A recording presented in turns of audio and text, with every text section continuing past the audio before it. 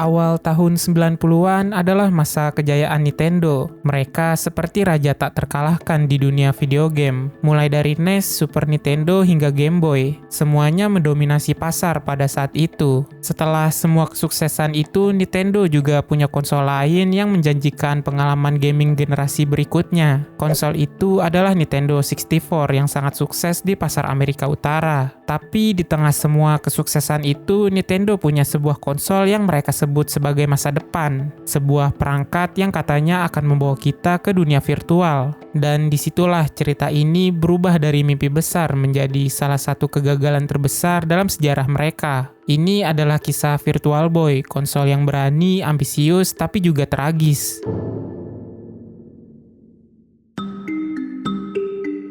Cerita Virtual Boy dimulai dari sebuah penemuan unik di Amerika Serikat. Di awal tahun 90-an, sebuah perusahaan bernama Reflection Technology mengembangkan teknologi tampilan 3D yang cukup revolusioner untuk zamannya. Teknologi ini menggunakan dua layar LED kecil yang memproyeksikan gambar berbeda ke setiap mata, menciptakan ilusi kedalaman atau efek 3D. Tapi meskipun ide ini terdengar menjanjikan, mereka kesulitan menemukan pembeli. Setelah mencoba meyakinkan berbagai perusahaan mainan dan gagal, mereka akhirnya mencoba peruntungan di industri video game. Salah satu yang tertarik dengan teknologi itu adalah Nintendo, dan disinilah cerita mulai bergerak. Teknologi tersebut langsung menarik perhatian Gunpei Yokoi, seorang insinyur jenius yang sudah lama menjadi andalan inovasi Nintendo. Gunpei Yokoi adalah sosok di balik kesuksesan besar Game & Watch dan tentu saja Game Boy, perangkat yang mempopulerkan handheld gaming. Yokoi melihat potensi besar dalam teknologi 3D ini.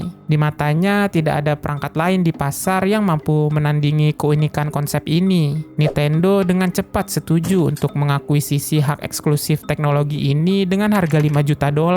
Dengan langkah itu, proyek ini resmi berada di tangan tim legendaris R&D1 Nintendo, tim yang juga diketuai langsung oleh Gunpei Yokoi. Setelah teknologi 3D berada di tangan Nintendo, proses pengembangan Virtual Boy mulai bergerak. Tim R&D1 yang dikenal karena inovasi mereka menghadapi tantangan besar, bagaimana membuat perangkat ini menarik, terjangkau, dan sesuai dengan visi masa depan Nintendo. Salah satu keputusan pertama yang diambil adalah memilih layar dengan tampilan warna merah dan hitam. Bukan tanpa alasan, keputusan ini dibuat untuk menjaga biaya produksi tetap rendah, sekaligus menghindari masalah visual seperti blur pada layar Game Boy. Dari segi teknis, Virtual Boy dilengkapi prosesor 32-bit yang setara dengan kekuatan konsol seperti Sony PlayStation dan Sega Saturn. Tetapi prosesor ini harus menangani dua layar LED secara bersamaan yang mengurangi kemampuannya untuk memproses grafik yang lebih kompleks. Ini membuat Virtual Boy terasa seperti tertinggal, meskipun di atas kertas memiliki spesifikasi tinggi. Tekanan dari internal juga menimbulkan masalah baru. Presiden Nintendo saat itu, Hiroshi Yamauchi, sangat ingin meluncurkan perangkat baru secepat mungkin. Dengan perilisan PlayStation dan Sega Saturn yang semakin dekat, serta Nintendo 64 yang masih dalam pengembangan, Yamauchi khawatir Nintendo akan kehilangan panggung di pasar konsol. Tekanan ini membuat proyek Virtual Boy harus dipercepat, bahkan ketika tim R&D1 tahu bahwa perangkat ini belum sepenuhnya siap untuk pasar. Lalu pada November 1994, Shoshinkai Trade Show menjadi panggung pertama bagi Virtual Boy untuk diperkenalkan kepada dunia. Para pengunjung acara yang biasanya antusias dengan inovasi Nintendo kali ini menunjukkan reaksi yang jauh lebih dingin. Perangkat dengan layar merah hitam dan desain uniknya berhasil menarik perhatian, tapi bukan dalam arti positif.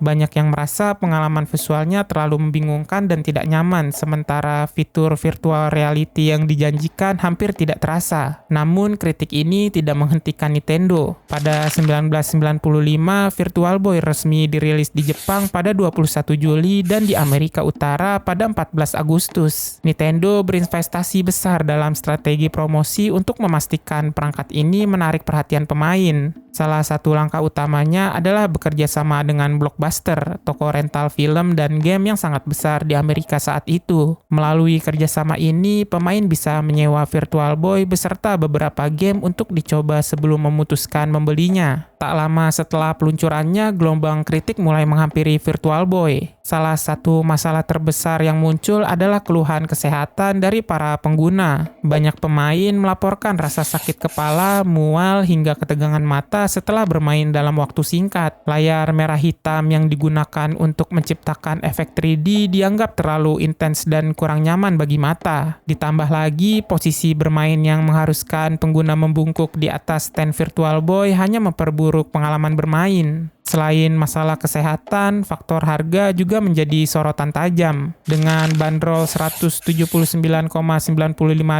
Virtual Boy tergolong mahal terutama jika dibandingkan dengan konsol lain yang menawarkan pengalaman bermain yang lebih baik. Harga ini menjadi semakin sulit diterima karena desain perangkat yang tidak portable dan sulit digunakan di berbagai situasi. Meskipun Nintendo mencoba mempromosikannya sebagai perangkat revolusioner, kenyataannya adalah Virtual Boy jauh dari fleksibilitas yang diharapkan para pemain, terutama jika dibandingkan dengan Game Boy yang telah sukses besar sebagai perangkat handheld yang sederhana dan praktis. Kesalahan terbesar mungkin terletak pada pemasaran Nintendo. Janji-janji seperti gameplay 3D canggih yang tidak dapat dilihat di TV justru menciptakan ekspektasi tinggi di kalangan pemain yang kemudian berujung pada kekecewaan besar. Virtual Boy mungkin gagal secara komersial, tetapi beberapa game yang dirilis untuk konsol ini menawarkan pengalaman unik. Contohnya seperti Mario Tennis yang memanfaatkan efek 3D untuk memberikan kedalaman visual. Lalu ada Virtual Boy Wario Land yang sering disebut sebagai game terbaik di platform ini. Lalu ada juga Telero Boxer yang mencoba memanfaatkan perspektif first person untuk memberikan sensasi pertarungan robot yang imersif. Sayangnya, keberadaan game-game ini tidak cukup untuk membangun ekosistem yang menarik bagi para pemain. Dengan umur konsol yang sangat singkat, hanya ada 22 game yang dirilis untuk Virtual Boy di seluruh dunia, 14 di Amerika Utara dan 19 di Jepang. Dukungan dari pengembang pihak ketiga juga sangat terbatas dibandingkan dengan platform Nintendo sebelumnya. Menurut Gunpei Yokoi, keputusan ini berasal dari arahan langsung Presiden Nintendo, Hiroshi Yamauchi, yang hanya mengizinkan beberapa pengembang pihak ketiga untuk melihat teknologi Virtual Boy sebelum pengumuman resminya. Strategi ini bertujuan untuk mencegah munculnya software berkualitas rendah di konsol tersebut, meski pada akhirnya malah membatasi potensi pertumbuhan ekosistem gamenya. Virtual Boy dirilis dengan harga hampir $180,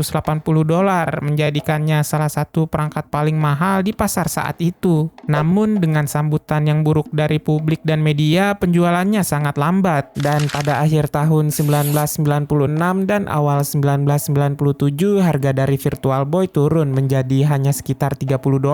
Penurunan harga yang drastis ini menjadi tanda nyata bahwa Nintendo telah menyerah pada Virtual Boy. Kurang dari setahun setelah peluncurannya, produksi perangkat ini dihentikan. Pada 1996, Nintendo secara resmi menarik Virtual Boy dari pasar, menjadikannya salah satu kegagalan terbesar dalam sejarah Nintendo. Dengan hanya sekitar 770.000 unit saja yang terjual di seluruh dunia. Bagi Gunpei Yokoi, kegagalan ini menjadi pukulan telak. Meskipun Yokoi telah menciptakan beberapa inovasi terbesar dalam sejarah Nintendo, termasuk Game Boy dan seri Metroid, Virtual Boy menjadi noda dalam karir cemerlangnya. Tak lama setelah kegagalan Virtual Boy, Yokoi mengundurkan diri dari Nintendo pada 1996. Dan tragisnya, setahun setelah ia meninggalkan Nintendo, Gunpei Yokoi meninggal dunia dalam sebuah kecelakaan lalu lintas pada tahun 1997. Virtual Boy adalah contoh nyata dari bagaimana inovasi yang ambisius dapat runtuh jika tidak dieksekusi dengan baik. Konsol ini sebenarnya memiliki potensi besar untuk merevolusi pengalaman gaming dengan teknologi 3D-nya. Namun, berbagai masalah seperti desain yang tidak praktis, harga yang mahal, kurangnya dukungan game, hingga dampak kesehatan yang mengganggu menjadikannya gagal total di pasaran. Ditambah lagi, tekanan dari manajemen untuk merilis produk sebelum siap hanya memperburuk situasi. Dari kegagalan ini, Nintendo belajar pentingnya mendengarkan kebutuhan pasar, memprioritaskan pengalaman pengguna, dan memastikan bahwa teknologi baru benar-benar siap sebelum diperkenalkan. Virtual Boy mungkin telah